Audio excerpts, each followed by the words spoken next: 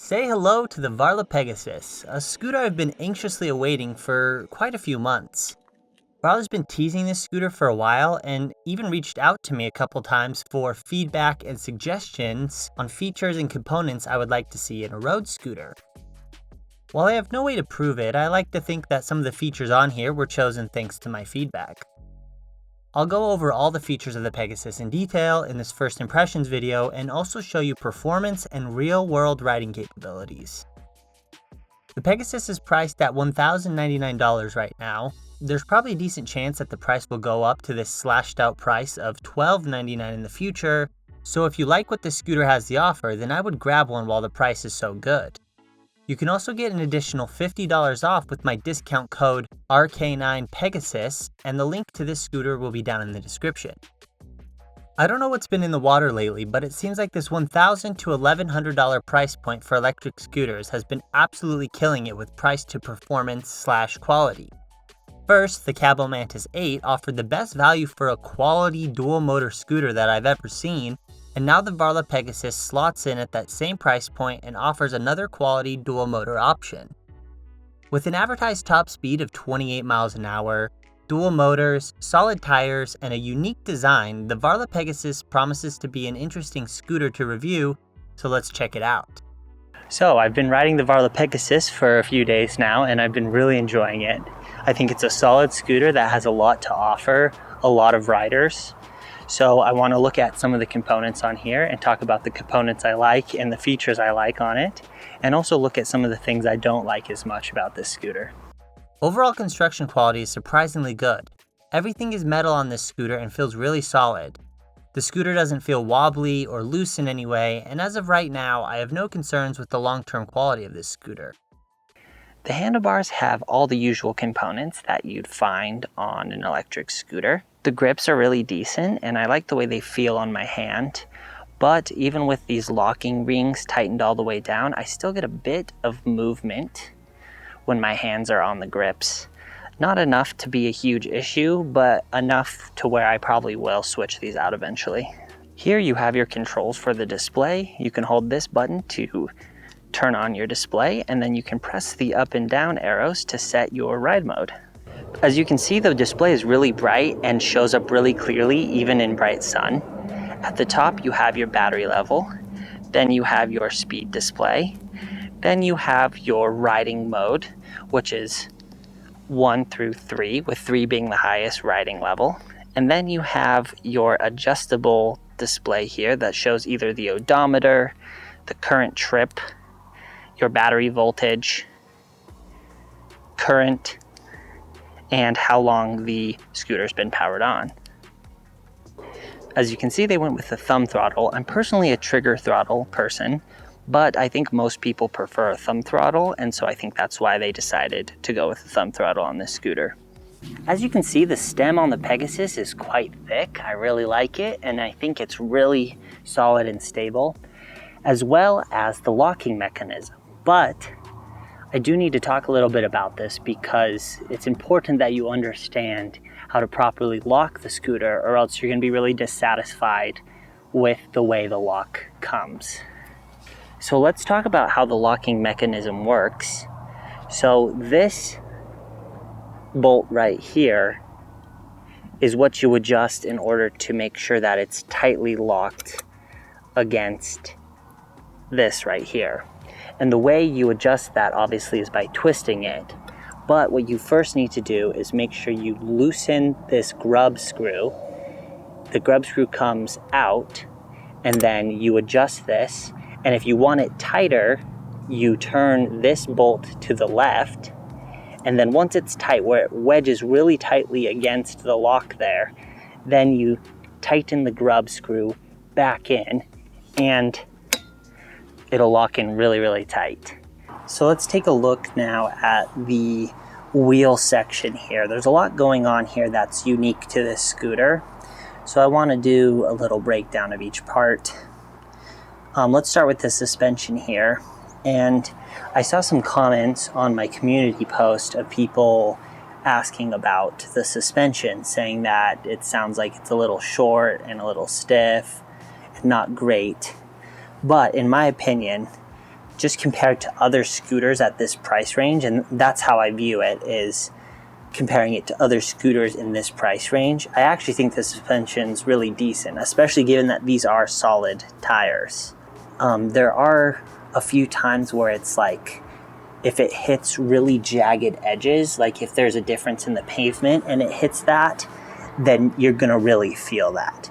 But bumps and like rocks and pebbles and that kind of thing in the road, and even potholes that aren't super sudden, it's going to cover completely fine. You do have the comfort of never having to worry about it getting a flat. The extra wide tires also offer a wide, stable base for the scooter to ride on and help mitigate the impact of bumps and debris in the road. The part I don't like about them is that they make steering feel a little less responsive, and tight turns are harder to perform smoothly. I sometimes feel the edge of the tires catching a bit if I lean too far to turn. Not enough to make me lose control, but they definitely feel different than standard width wheels with a more rounded edge. The wide tires take just a little bit to get used to, but I do think that the benefits outweigh the negatives. One last little note about the suspension is that it does hit on the rear mudguard when the suspension is fully compressed, but you do have to slam it to the ground for it to hit. The rear brake light, nice and bright, and I think it's actually really visible. I like the angle that they placed it at. I think it's way more visible for cars when it's pointed up a little bit like that. So if you hold the up button for a couple seconds, then you'll get your light to turn on. You definitely are going to need a light that's brighter than the included one if you want to regularly ride in the dark and see everything around you. The light is nice and securely mounted, and it's a good looking light, and so I don't have any problem with it staying on here, even though I don't really ever ride in the dark anymore. The riding platform is really good size. This is actually quite a long scooter, quite a bit longer than it seems. So I have no issues getting my feet fully on there. As you can see, there's even quite a bit of room to spare. Leaves me a lot of different riding position options here. And so I'm a big fan of it, especially given the stance that I use. It just fits it perfectly. Now for the last few accessories and features that I want to cover, as well as a couple little things I don't love about the scooter.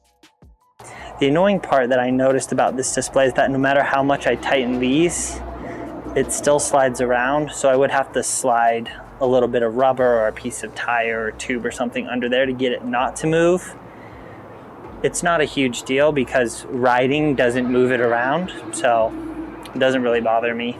I'm not a huge fan of the kickstand. It feels really, honestly, like flimsy, and I'm already worrying about it. But luckily, that seems to be the only component on here that seems to be of low quality or feels like it's going to break. Overall, this scooter feels like it's built really well. I feel really confident on it, and I think that it's a great option for riders of all sizes and weights. And I think it's something that would be genuinely reliable for a long time, but I guess we'll have to see, won't we? The Pegasus is powered by a 48-volt, 15.6 amp-hour battery and driven by two 500-watt hub motors with a peak power output of 1,600 watts. So how does it actually perform? First off, Varla really undersells the top speed of this scooter. They claim a top speed of 28 miles an hour, but I have no issue reaching speeds in the low 30s on flat ground. The thing really gets cooking with a bit of downhill slope, and the speed is excellent even up hills.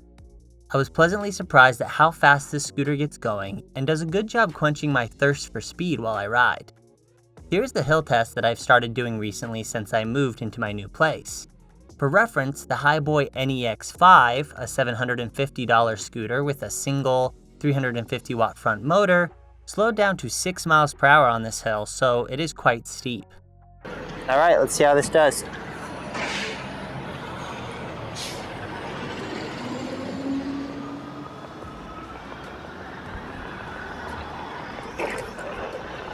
Yeah, still accelerating, 25 miles an hour. 24, 25.